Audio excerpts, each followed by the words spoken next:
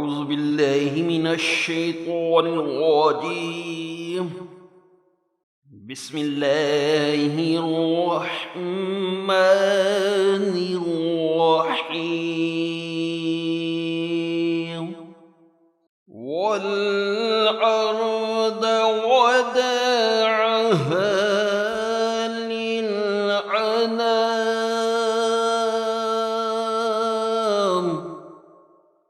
فيها فاكهة والنخل ذات الأكمام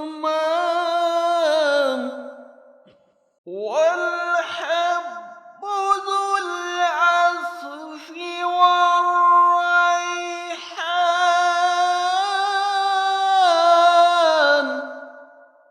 وبأي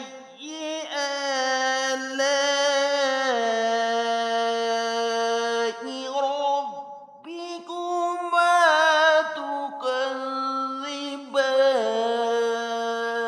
تكذبان خلق الإنسان من صلصال كالفخار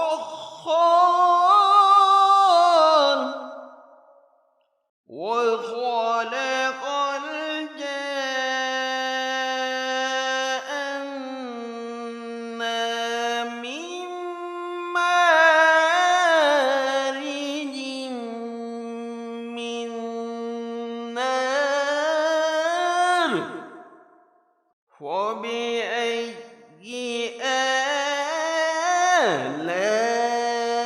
آلاء ربكما تكذبان